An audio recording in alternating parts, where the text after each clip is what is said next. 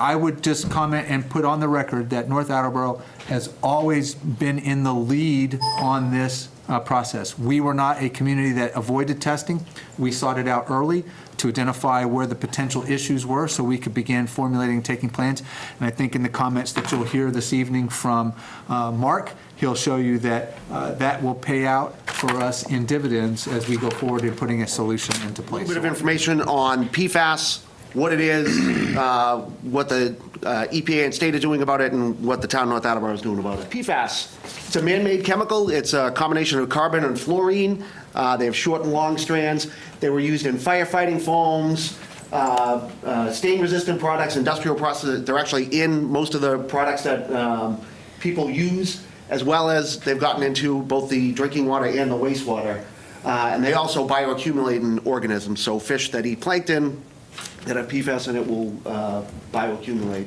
And it's used pretty much in just about everything. If you've had a microwave popcorn, anything with a slick surface so stuff doesn't adhere to it, probably has PFAS in it. In 2016, the EPA set a federal guidance of 70 parts per trillion, which is kind of hard to understand. If you look at, normally DPW, we're looking at things in parts per million, sometimes parts per billion.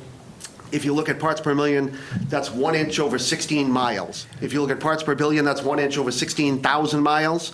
And if you look at parts per trillion, that's 1 inch over 16 million miles. Mass DEP, they came out this October with regulations for PFAS, and they set the maximum contaminant level to 20 parts per trillion, 3.5 times lower than the EPA advisory.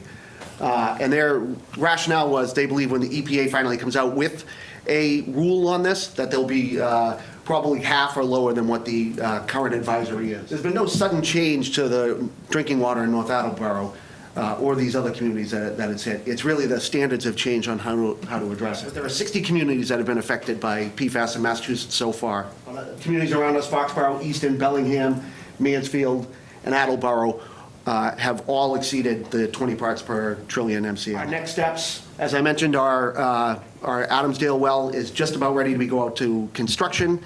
That's going to take from October all the way through to next May, maybe June. McKeon plant upgrade, as soon as we're done getting the Adamsdale well out the door for construction, we'll begin on the design for McKeon. And that should be completed design around March or April of 2022.